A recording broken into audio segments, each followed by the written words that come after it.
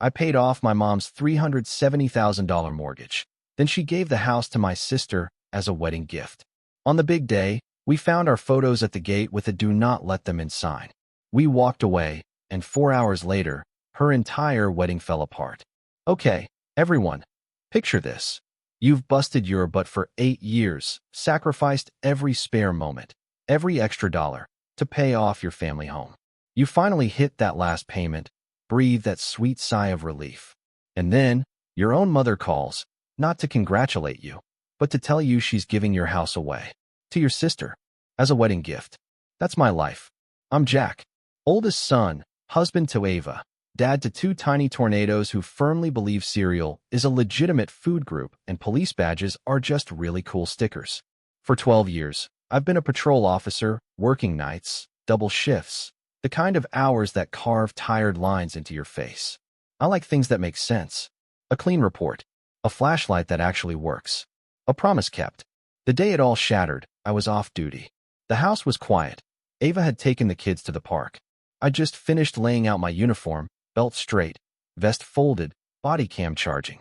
I made coffee and sat down, pulling out that mortgage letter. The one confirming the final $3,700 transfer, sealing the deal on $370,000 paid over 8 long years. I covered the back of it with notes, dates, overtime stubs, extra shifts. The blizzard week, I barely slept.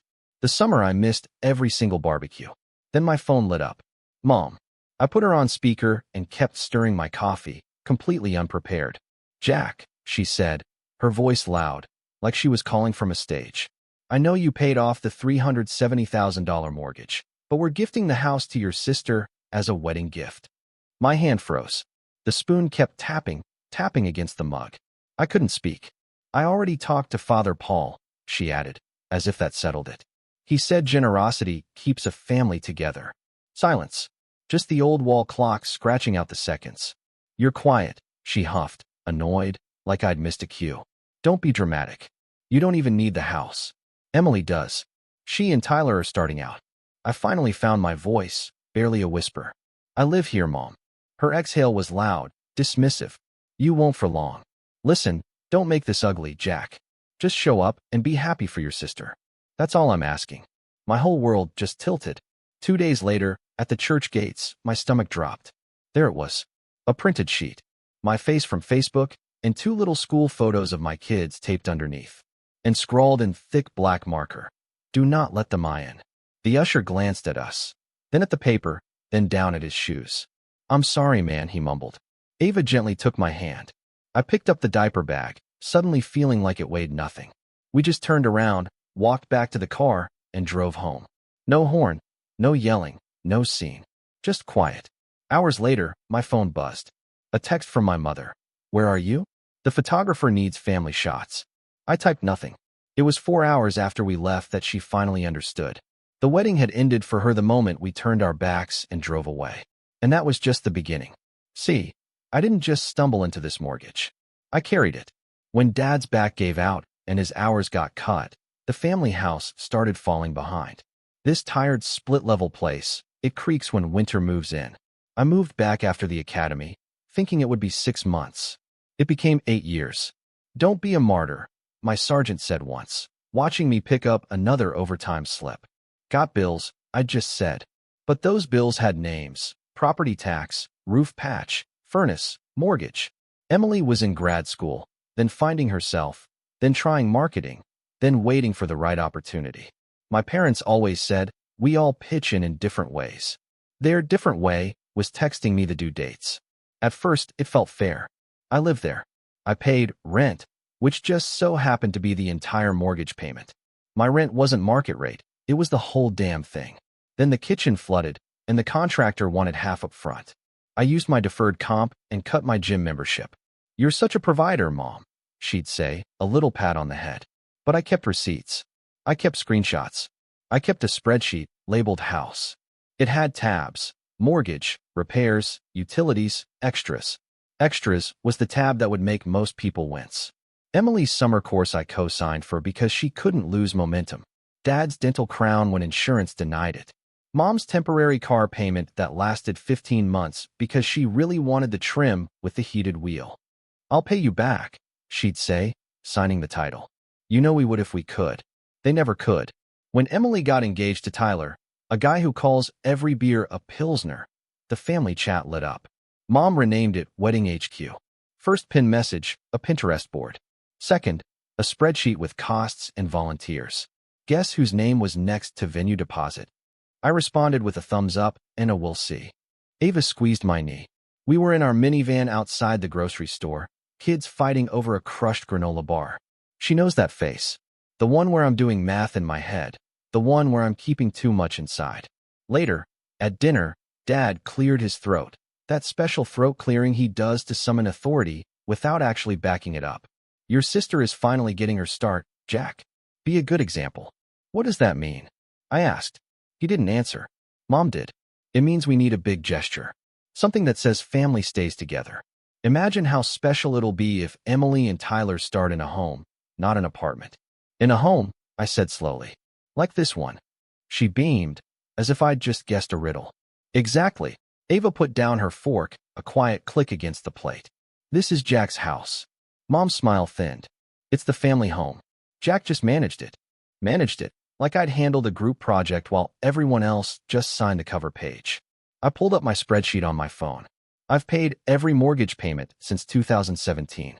I refinanced it twice to keep the rate down. I replaced the roof, the furnace, the plumbing under the sink when it. Mom waved a dismissive hand. "Oh, you're so good with details. That's why this works." "Works for who?" I asked, my voice dangerously calm. "For all of us," she said, as if I was being petty to ask. Emily arrived late, makeup fresh, hair curled like it walked out of an ad. She hugged me, smelling of vanilla and Instagram. "Don't be weird about this, okay? It's not about money, it's about love." "Super convenient," I said. "How love lands on the deed." She rolled her eyes. "Tyler and I can't build if we're drowning in rent." Ava tried one last time. "So, where would we live?" Mom smiled brightly. "Oh, honey, you rent. You're used to it." My jaw clicked shut. I heard my own voice go flat, a work voice. "I'm not agreeing to anything." "You don't have to agree," Mom said softly, like she was being kind. "We already decided." Father Paul said. I stood up, pushing my chair back sharply. Father Paul doesn't pay my mortgage. That week, I worked nights. I watched the glow of the city from my cruiser, the radio spitting out the usual noise complaints, a domestic dispute, a kid with a scraped knee who just needed a sticker and a calm voice. Somewhere around 3 a.m., the thought that used to comfort me, "I'm keeping us afloat," it just snapped. I realized I'd spent my entire 30s playing both son and bank. The next text in Wedding HQ was a photo, a white card, "Home Sweet Home," tied with a velvet ribbon. "Guess what we're gifting?" Mom captioned it with glitter emojis. I typed, "No." Mom called immediately. I let it ring. She sent a voice note. "Don't ruin this." Dad followed with a text. "Be a man. Provide." Emily added, "We will invite you to visit whenever," like she was offering me visiting hours. I said nothing. I opened my bank app and scrolled through 8 years of transactions. I looked at the orange overtime blocks on my timesheet app. I looked at the shelf in the garage where my son had lined up his toy cars in a proud, straight row and written "garage" in shaky marker on blue painter's tape. The problem wasn't that they were asking. It was that they decided and then told me not to be dramatic. Like I was a barrier, not a person. The night before the wedding, I drove by the church to drop off some hand warmers for the volunteers. The forecast said cold. It was muscle memory, taking care of people who wouldn't do the same for me. That's when I saw the gate list. 3 printouts, vendors, family, and a third sheet with a headline in thick black marker. "Do not let them in." My name, Ava's name, and under it, 2 school photos of my kids. That's how I learned my mother's definition of family. A piece of printer paper fluttering in the wind. We didn't argue at the gate. I've seen enough fights go the wrong way. I put the diaper bag back on my shoulder, buckled the kids into their seats, and drove home through streets that know me by the hum of my cruiser on other nights. "What now?" Ava asked quietly, the way someone asks when they're standing on a cliff edge. "Now," I said. I stopped pretending. At home, I sat up at the kitchen table. Laptop open. Coffee. A stack of paper. The house was too quiet for a Saturday. I could hear the fridge click. I opened my house folder. I made a new document. For the record, I attached the deed history, the refinance papers, the mortgage payoff letter, the Zelle receipts, the checks I wrote to the county when the escrow came up short. I added photos of the roofers on a gray October morning. Me in a hoodie, hauling shingles because the foreman was short a guy and I was there anyway. I added the text from Mom. We renamed the deed in 2019, remember? With my reply, no, you didn't. And her follow-up, right. We postponed. I dropped in the photo of the gate sign with our faces. Underneath it, I typed, my mother's handwriting. Then I wrote, not a rant. Facts, dates, dollar amounts. The transcript of the phone call where she'd said, we're gifting the house to your sister. Word for word, as best as I could reconstruct it. The group chat exchanges. The be a man text. The we decided message. The part where Emily said, we'll invite you to visit. At the bottom, I added one more line. I'm done. Ava read over my shoulder. You sure? Yes. I posted it to the family group chat first. No commentary, just the file. Then I posted it to a private Facebook group for our extended relatives. Because I knew my mother would spin this by dinner, and I was tired of playing catch-up. I didn't tag anyone. I didn't accuse. I just let the numbers sit in the light. 20 minutes later, my phone sounded like a storm. Mom, take this down right now. Dad, you've humiliated your mother on your sister's wedding day. Emily, what is wrong with you? Then, from the extended family, Aunt Teresa, I didn't know. Uncle Ray, Jack, this isn't right. Grandma, come by tomorrow, sweetheart. Then a call from an unknown number. Hello, this is Tyler, he said, his voice full of beer and vowels. Dude, you made my wife cry on our wedding day. You put my kids' school photos on a do not admit list, I said, my voice even. That was your mom, he said immediately. Don't make this on me. Then take my name off the deed transfer packet, I said. Because this is on you if you sign it. What deed transfer? He asked, completely thrown. You didn't know? Silence. Then, quieter. We thought it was a gift from me. He hung up. I turned my phone to silent and sat with my second coffee, now going cold. It was 3:40 p.m. I pictured the church doors opening and my mother looking up for us, like we were late to a show she expected us to applaud. At 4:03 p.m., a text from Dad. Your mother has fainted. At 4:05 p.m., a second text. Come fix this. At 4:07 p.m., I ignored both and took my kids to the park. I pushed them on the swings. I watched the wind lift my daughter's hair. I breathed. At 6:12 p.m., Mom called again. I picked up. I hope you're proud, she said. Her voice had that quiver I've heard from victims and suspects alike. The moment they realize the story in their head won't win the room. No, I said. I'm tired. You ruined her day? You ruined my life for 8 years. I paid for this house. I raised my kids in it. You decided to give it away. You posted my children's faces on a sign to keep them out. I won't argue about what that means. You're dramatic, she said, more out of habit than conviction. I'm done, I repeated. What does that even mean? It means the Bank of Jack is closed. Mom went nuclear first. She posted a long paragraph on Facebook about disrespect and private family matters. She wrote that I don't understand generosity and that we were only trying to help the next generation. She did not mention the mortgage. Naturally, I didn't reply. I'd already said everything important. The post with receipts did the work. Comments showed up from cousins who'd borrowed tools from me, neighbors who'd seen me on the roof, an old teacher who remembered my mother boasting in the checkout line about her son's wonderful sense of duty when the cashier asked about my uniform. Dad tried the practical angle. Come by Monday, he texted. We'll sort out a transfer where you retain some rights. I wrote back. The only transfer is your stuff out of my garage by Friday. Ava watched me pack the cardboard boxes we'd saved from our last Amazon order. I labeled them with a Sharpie. Mark, tools. Linda, decor. Emily, miscellanea.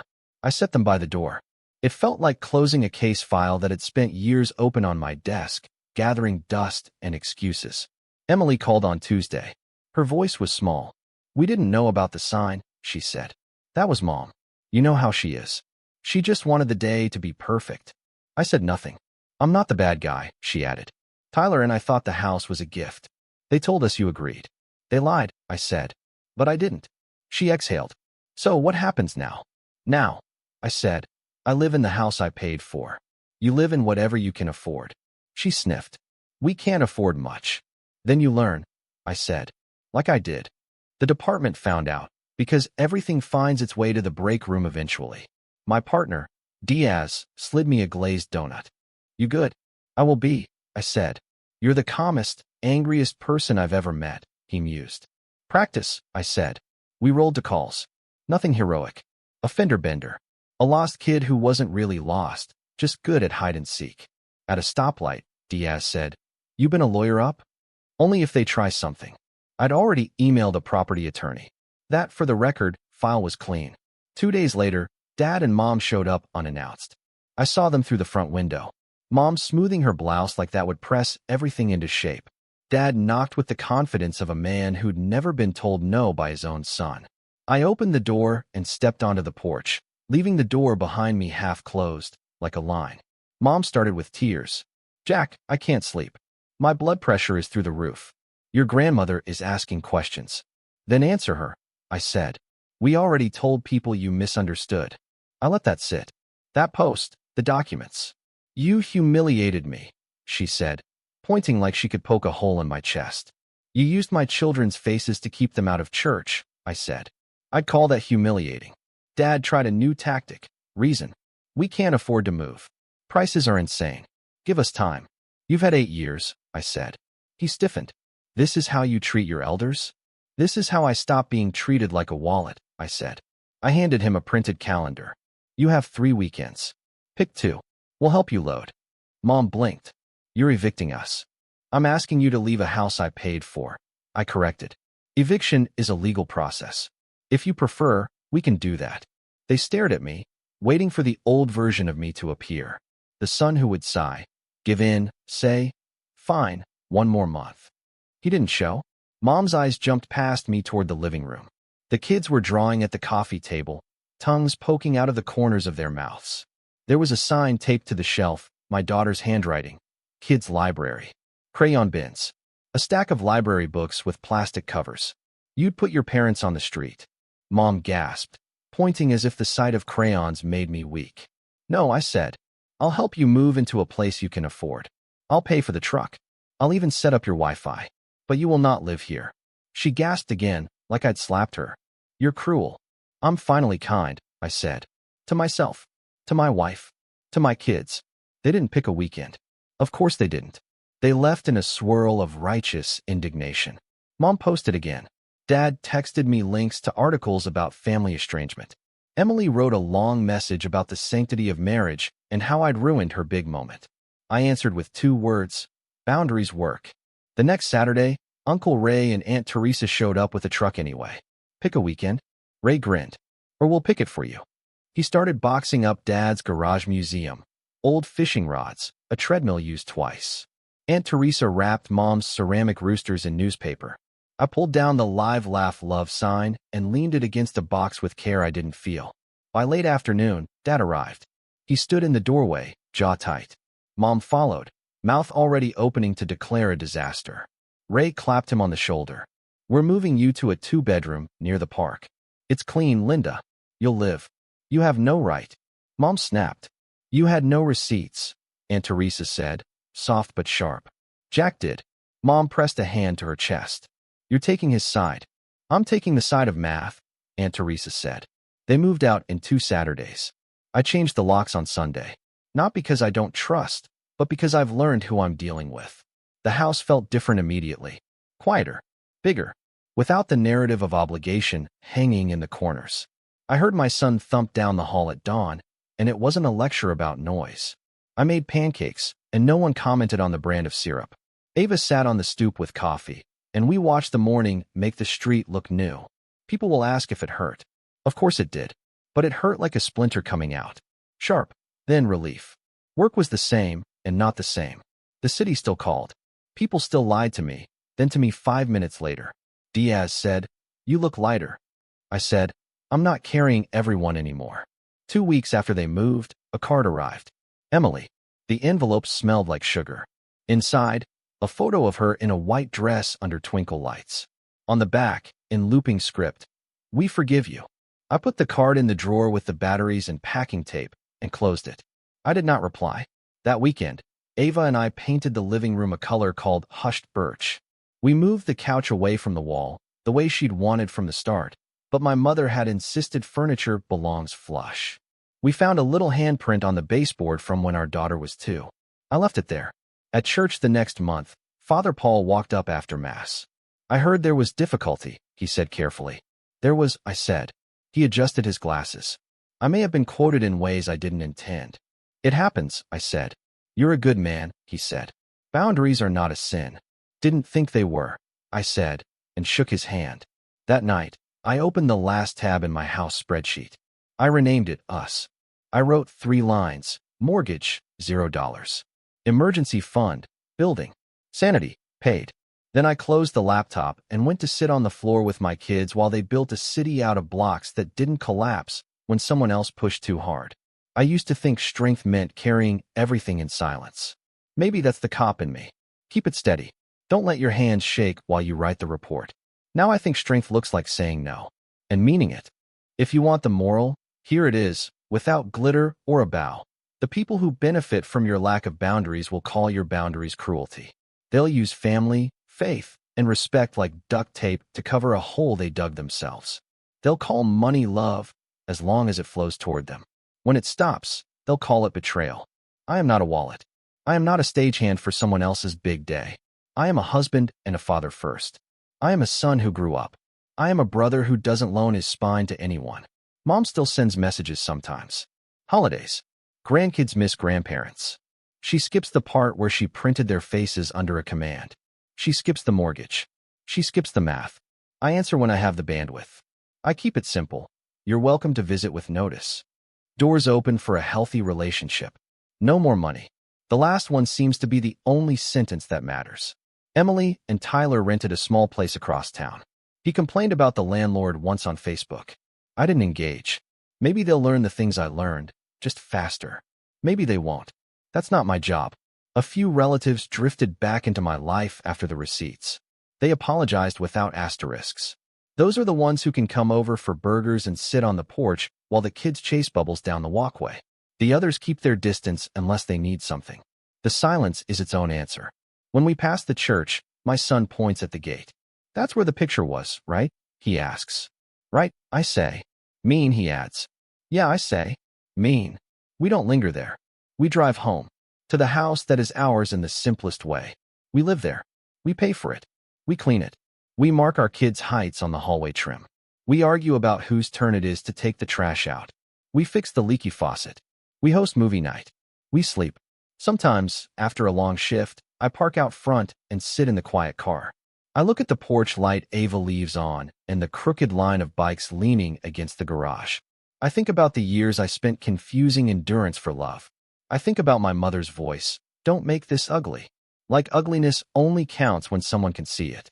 I think about the 4 hours it took her to realize the wedding was over when we went home. Then I go inside.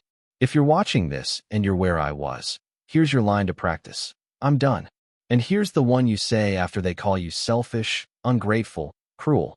I'm done being used. Say it once. Say it twice. Say it until your hands stop shaking. It won't fix your family. It will fix your life. And when you finally sit in a quiet house you paid for, when your kid leaves a handprint on fresh paint, and your wife laughs because the couch looks better away from the wall, you'll understand the thing I learned on a cold Saturday with a sign on a gate. Leaving is sometimes the only way to come home.